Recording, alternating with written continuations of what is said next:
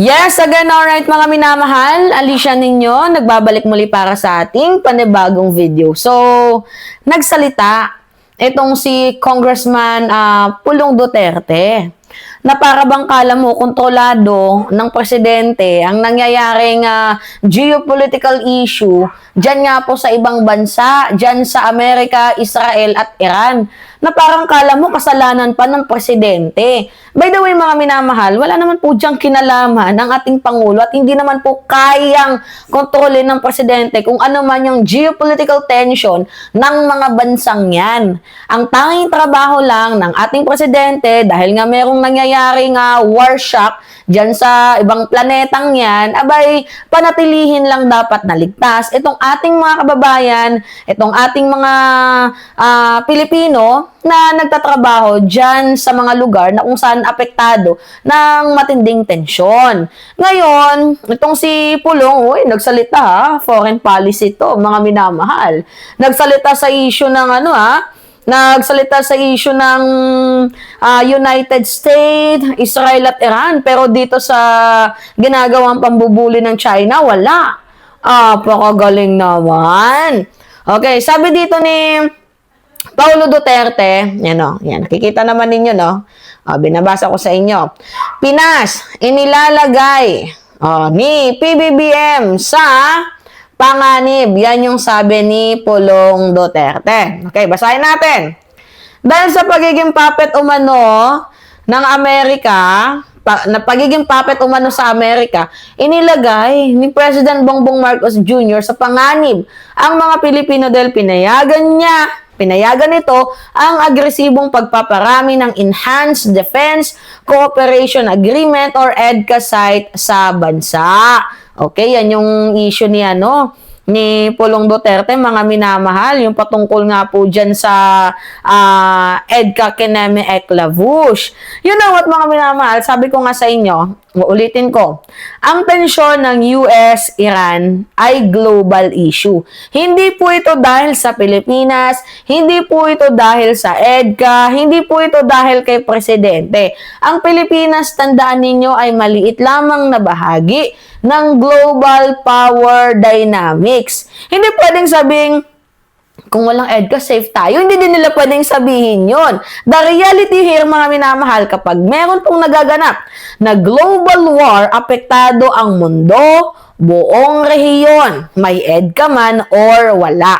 Tandaan, ang geopolitical tension ay hindi po natin kahit kailan mapipigilan yan. Or mapipigilan ng kahit anumang distansya, hindi po talaga natin kayang pigilan ang mga tension na yan. Ngayon, pag-usapan natin, what is EDCA? Ano ba yung EDCA? EDCA ay hindi po permanent US base. EDCA is not a permanent US base. Walang US ownership ng lupa. Wala din pong sovereign transfer. So, it is rotational access for disaster response, interoperability, and defense cooperation. At huwag din natin kalilimutan, ang pangunahing security concern ng Pilipinas ngayon ay ang West Philippine Sea. Diba? Kaya nga galit na galit ang mga DDS sa EDCA sites na yan. Paano ba naman kasi? Protektado ang ating West Philippine Sea. You know what, mga minamahal? China ang nag-i-intimidate sa marine tension sa atin.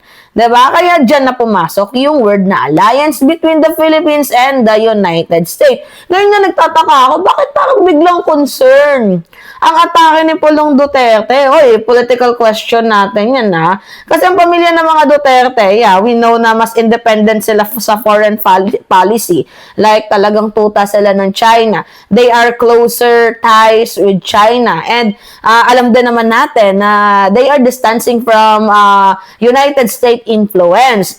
But ngayon, if nakikita ninyo, President Bongbong Marcos, pinapalakas niya yung US alliance natin para meron po tayong natural na pushback. Ngayon, ito yung nagtataka ako. Bakit parang kailangan i-frame, 'di ba, na bulseyi ang Pilipinas? Kasi kung susundin natin yung logic na iyon, lahat naman ng bansa merong merong alliance dito sa United States.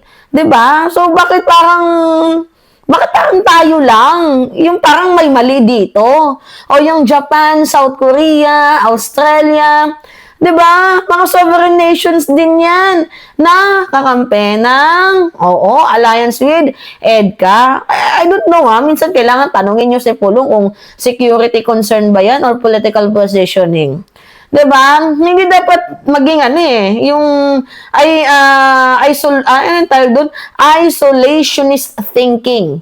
Itong si Pulong Duterte. Sa modern geopolitics, wala dapat totally neutral. Lahat po yan, may kampi-kampiyan. Hindi porket na neutral ka, sa tingin mo, hindi ka bobombahin? Kaysa naman sa mabomba ka, hindi maghanap ka na lang ng kakampi mo na loyal sa'yo. Kung wala kang alliance, mahina ang deterrence mo. Diba, kumbaga sa pamilya.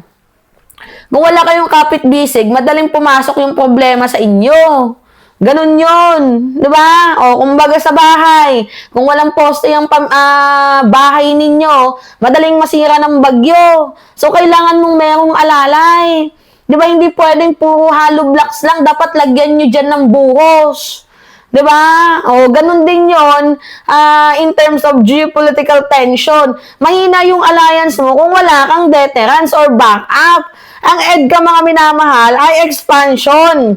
Diba? At bahagi din po yan ng deterrence strategy. What is the deterrence means, mga minamahal? Kung merong gustong mangharas sa teritoryo mo, may backing ka. Diba? Kumbaga may mga Mima Bells ka. Diba? Kumbaga sa school, for example, ako yung pinaka, head nila. Tapos yung mga anakshi ko, pinuksa. Ngayon, susuburin ko, sino nang away sa anakshi ko? Diba? Parang ganon.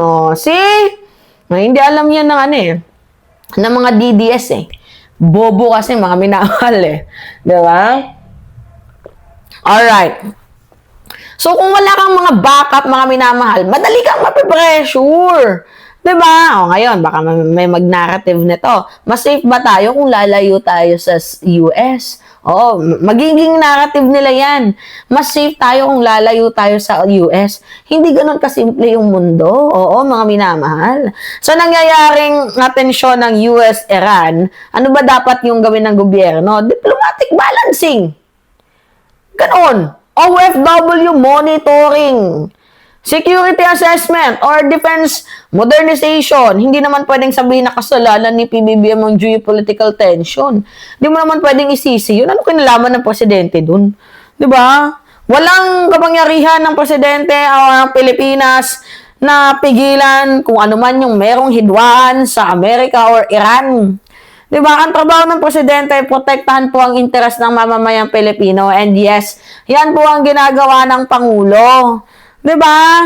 Strategy alliance ang ginagawa ni PBBM. Itong political timing din tong mga hayop na to. Itong mga mahilig gumawa ng issue, no? Diba? So, kapag malapit na ang electoral cycle, mas tumitindi ang foreign policy debate.